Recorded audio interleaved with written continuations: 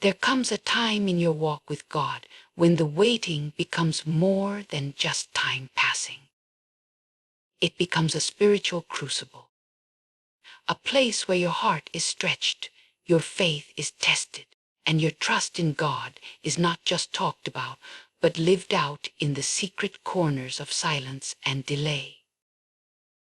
And right now, someone under the sound of my voice is sitting in that very place, holding a promise so vivid, so God-breathed, that to deny it would be deny the fire burning in your spirit. You know what God said.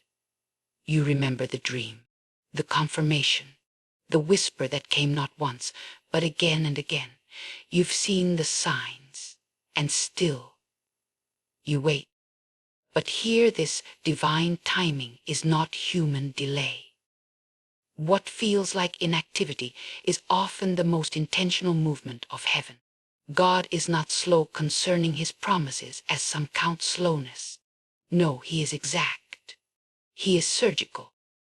He is orchestrating something far beyond your comprehension. And though your natural eyes may see nothing shifting, in the unseen realm, God is aligning hearts, redirecting paths, and awakening identities. Your kingdom spouse may not have reached out. They may still be silent. But that does not mean they don't know. That doesn't mean they're unaware. What God reveals to one, he confirms to another. And if he has whispered to you about who they are, rest assured, he is whispering to them too, maybe in a different language, maybe through circumstances, maybe through fire. But know this: God is speaking, and they are listening. But here's where we wrestle, because when God shows us something, we often want to help him fulfill it. We want to nudge it, push it, make it happen. We want to send that message. Post that picture, make ourselves seen. But beloved, the promise doesn't need your promotion. The promise needs your posture, a posture of trust, of surrender, of obedience. Because what God has ordained, no man can undo. No silence can cancel. No delay can deny. And I know it feels like nothing is happening. I know. It feels like they've forgotten you. Like the promise has evaporated into the wind. But let me speak life into your doubty. Delay is not denial. It is divine development. And while you're waiting, God is not just preparing them. He's preparing you. He's refining your patience, deepening your discernment, teaching you to hear his voice above your feelings. Because if you're not rooted in him before the promise comes, you'll be shaken by the very thing you prayed for. So what do you do in the meantime? You worship, you build, you stay hidden in the secret place. You don't chase after a man or woman. You chase after God. Because when you are locked into his voice, you won't need validation from theirs. When you are seated in his presence, you will not be shaken by their silence. God's timing isn't meant to punish you. It's meant to protect you. And just because you haven't seen movement doesn't mean God hasn't spoken. The same God who parted seas, who brought water from rocks, who raised the dead, is the same God orchestrating your love story. Don't insult his sovereignty by treating your promise like it's fragile. It's not. It's sealed. It's marked. It's anointed. And when the fullness of time comes, when the veil is lifted and the moment arrives, it won't be by accident or manipulation. It will be by the Spirit. And everything in you will know this is that. This is what I waited for. This is what God prepared me for. So be still, not in apathy, but in confidence. Be still not because nothing's happening, but because everything is. You may not see the pages turning, but the author is writing. And when the chapter finally opens, the story will speak for itself. The wait isn't punishment. It's prophecy in progress. Shows you where you trust. Sometimes we look at the promise and think that because it hasn't arrived, maybe it was never real. We begin to question what we heard in prayer. We second-guess the dreams, the confirmations. The sense of divine knowing that once stirred our spirits so deeply. But let me tell you something with clarity and conviction they know. Deep within, they've felt the stirring too. Maybe they can't explain it the way you can. Maybe they haven't put language to the feeling.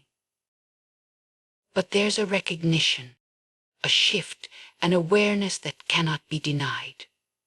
God is awakening something in them, even now. And while you may be ready, positioned, prepared in your spirit to step into the fullness of the promise, that doesn't mean they are. Not because they don't believe, not because they're blind, but because God, in His mercy, in His wisdom, in His divine orchestration, is still preparing them for what He's calling them to carry. You are not waiting on indecision. You are waiting on divine development. There are things God reveals to us in seed form, but He waters them in the hidden place.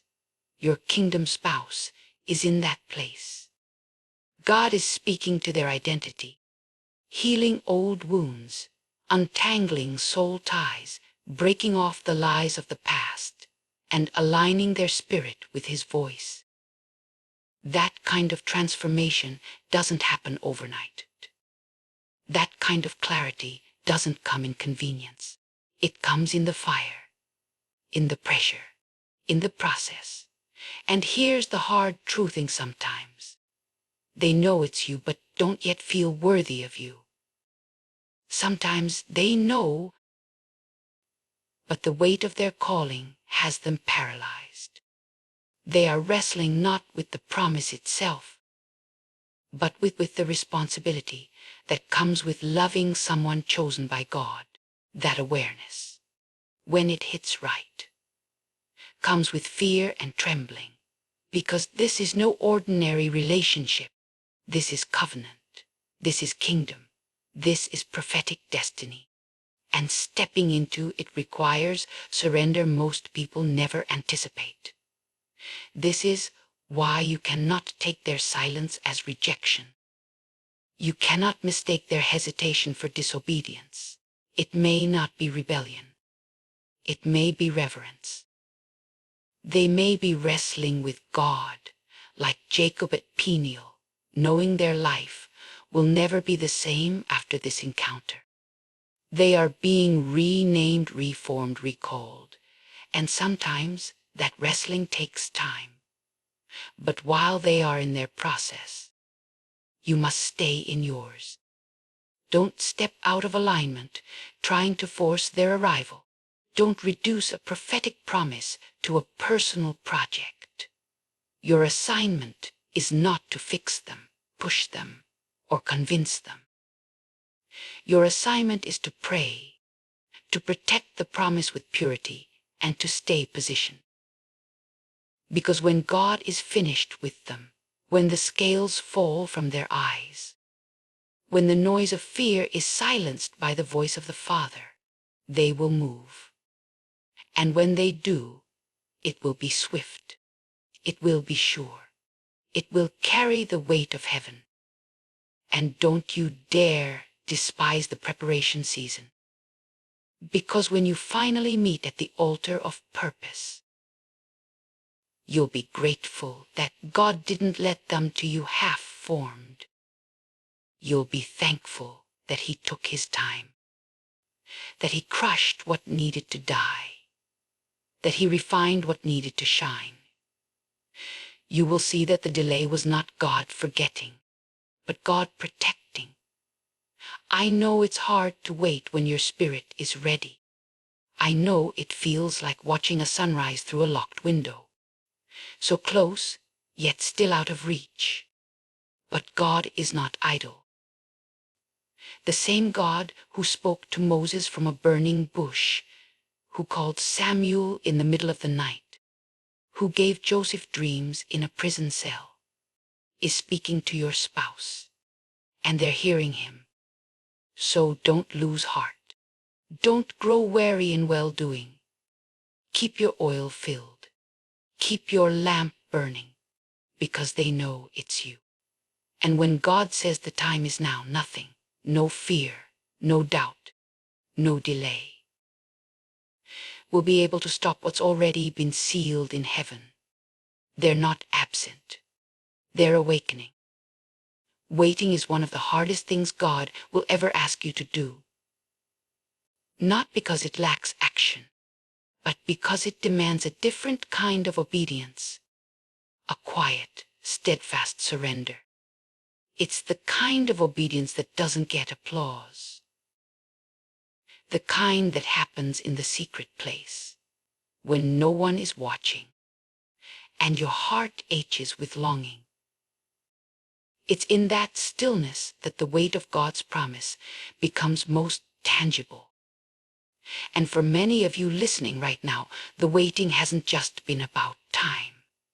It's been about identity, about faith, about whether you truly believe that God keeps His word, even when it looks like nothing is happening. But hear Meg, waiting is not wasted time. In the kingdom of God, waiting is sacred. It's holy ground. It's where purpose is refined, vision is clarified, and character is forged. If God has you in a season of waiting, it's because there is something in you He is preparing to reveal, and something in your promise He is preparing to release. You are not being punished. You are being prepared. When God tells you to wait, it's never passive. He's not asking you to sit with your hands folded and your spirit discouraged. He's calling you to cultivate, to intercede, to worship, to sharpen your discernment. He's asking you to partner with heaven in the stillness. Because what you do in the wait determines how you'll carry the promise when it finally manifests. You see, God doesn't want you to simply receive your kingdom spouse. He wants you to be ready to steward them. And that takes work. That takes prayer. That takes maturity. While you're asking, where are they? God may be asking, can I trust you with them? While you're looking out the window for signs of movement, He's looking into your heart, asking if you've allowed Him to prune the places that would become problematic in covenant. In this waiting, He is sharpening your ears to His voice. He is healing your insecurities. It shows you where you trust. He is showing you what love looks like when it's rooted in Him, not in your need for affirmation. Because when you step into a kingdom marriage, it won't just be about how they make you feel. It will be about how well you both reflect Him. Some of you have mistaken this stillness as silence.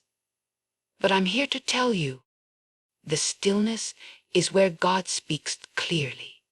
It's where He downloads blueprints, where He imparts wisdom that will preserve the promise. If you rush ahead, if you chase shadows instead of waiting on substance, you'll find yourself entertaining counterfeit connections that look holy but lack heaven's hand. This is not the time to settle. This is the time to build. Build your prayer life. Build your confidence in God. Build the vision He gave you when no one else understood it. Build the altar now so you're not scrambling to find wood when the fire falls. And yes, the wait will test you. It will stretch your soul. Where you trust. It will confront the areas where you thought you trusted God, but really just trusted your timeline. But every moment of delay is divine in purpose. Every seeming silence is full of strategy. And one day, you'll look back and thank God he didn't move when you begged him to, but moved when you were ready. Let this season be the fire that forges you. Let it be the training ground where you learn to war in prayer, to worship without reason, and to believe without proof. You are not behind. You are not forgotten. You are in the hands of a God who sees the end from the beginning and calls it good. And when the promise comes, when your eyes lock with theirs and everything in your spirit says yes, you'll realize this truth with tears in your eyes and fire in your bones. The wait wasn't empty. It was everything. There's a wait that comes with a promise from God. It's not just a sweet idea or a hope we carry in our hearts. It's a divine instruction that requires our obedience. And when God speaks a word over your life, especially something as sacred as a kingdom connection where you trust, you don't get to treat it casually. You don't get to hold it lightly. Because a true word from the Lord is not just a blessing. It's a responsibility. And your obedience in this season matters more than you may realize. Some of you are standing at the edge of something holy, but your impatience is trying to rush the process. You feel the tug in your spirit. You know God has revealed the one. You've had the dreams, the confirmations, the unshakable inner witness. But now you're tempted to act outside of divine timing. To text when he told you to be silent. To pursue when he told you to rest. To force open a door that he hasn't yet unlocked. And I get it. The wait is stretching. The silence is deafening. But hear me clearly. Your obedience is protecting the promise. Every time you hold your peace when your emotions are screaming to act, every time you choose prayer over performance, every time you say, not my will, but yours be done, you are building a hedge around what God has spoken. You are preserving the purity of a covenant that hell would love to distort. This is not just about romance. This is about alignment. God is not preparing you for a good thing. He is preparing you for a God thing. And when something carries kingdom weight, it cannot be handled with carnal hands. That means your decisions must come from the Spirit, not your fear. Your movements must be led by peace, not panic. Because even if you get the right person, if you move in the wrong time, you will wound what was meant to heal you. Obedience doesn't always feel good, but it always bears fruit. Look at Abraham. God told him he would be the father of many nations, yet years passed without a child. The temptation to help. God led to Ishmael. A decision born of impatience created complications that would echo for generations. Why?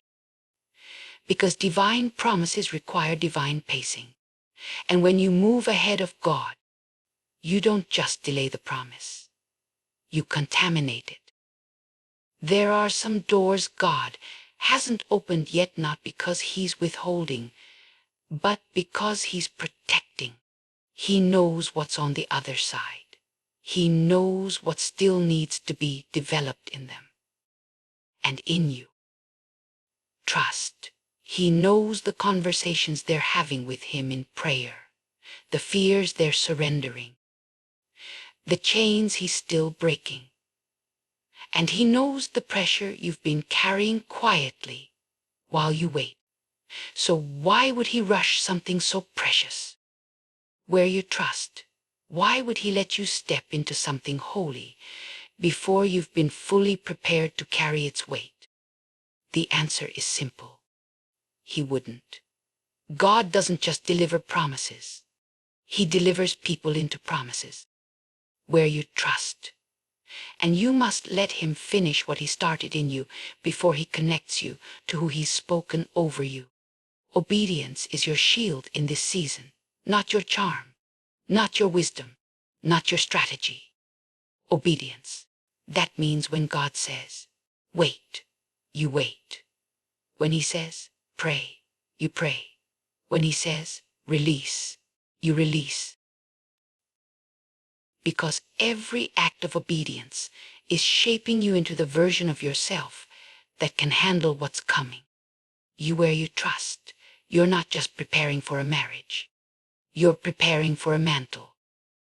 And that kind of weight can't be carried by someone who lives to please their feelings. So breathe. Settle your spirit. You don't have to manipulate what God has already mastered. The promise is real. The confirmation is true.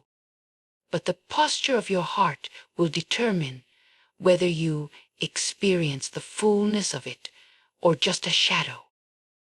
And when it finally comes together, when the appointed time arrives and what you've carried in your spirit becomes visible in your life, you'll realize something sacred, that every act of obedience, every quiet yes, every unseen sacrifice wasn't in vain.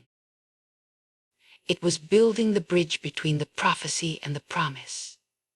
What God is preparing in your life is not ordinary. This promise is not just about companionship or emotional fulfillment or even the joy of finally being seen, chosen, and loved. What God is preparing is covenant, and covenant carries kingdom weight. This union is not being formed merely to satisfy your heart's desire, but to fulfill heaven's agenda. When God brings two people together under divine instruction, it's not for vanity, it's for victory. Victory in purpose, victory in legacy, and victory in territory that hell thought it could keep. You see, kingdom marriages are not just about romance, they are about assignment. They are forged in the fire of purpose and anointed to disrupt cycles, dismantle strongholds, and usher in generational blessing. That's why the waiting has felt so intense. That's why the warfare has been relentless. Because what God is birthing through this covenant isn't just for you. It's for those who will come after you, where you trust. It's for the lives that will be touched by the sound your union releases. It's trust. It's for the chains that will fall when the two of you come into agreement and stand in unity. This is why the enemy has fought you so hard. Why your heart has been tempted to grow bitter. Why counterfeits have shown up dressed in light. Because the enemy doesn't fear your love story. He fears your legacy. He fears the way union will expose his lies, uproot dysfunction, and testify of God's glory. And if he can get you to settle, to forfeit the weight, to choose convenience over covenant, then he knows he can limit the impact your obedience would have made. But not you. Not this time. You've come too far. You've cried too many tears. You've buried too much to forfeit the fulfillment now. And what's rising in you right now, even as these words are being spoken, is not just faith. It's fire. The fire of realization. The fire of alignment. The fire that says, God, if it takes longer, I'll still wait. If it costs me more, I'll still obey. Because I now see what's at stake. You weren't just made for a wedding day. You were made for warfare and for worship, for building altars and for breaking ground. You were made to walk in step with someone who doesn't just love you, but covers you in the spirit, who sees your calling and intercedes when you're too weary to speak. You were made to co-labor with someone whose life speaks the same eternal language, whose purpose interlocks with yours like divine architecture designed before either of you were born. And when you finally meet, when destiny meets destiny, when fire meets oil, when prayer meets purpose, nothing will remain the same. Your union will carry a sound, not of superficial love, but of strategic power. Your agreement will become a gate. Your home will become an altar. Your love will become a weapon. And it won't just bless you. It will shift atmospheres, break generational curses, and raise a standard in a world that has forgotten what holy covenant looks like. So yes, the wait is long. Yes, the process is deep. Yes, the journey has been lonely at times, but it's all been worth it. Because what you're carrying is not a fairy tale. It's a force, a kingdom force. And forces don't form overnight. They are forged through obedience, purified in fire, and revealed in God's appointed time. Hold on. Guard your heart. Keep building. Keep praying. Keep trusting. Because the moment you come together won't be a finish line. It will be a launch pad. The world won't just see a couple. They'll see a move of God. This isn't just marriage. It's ministry in motion.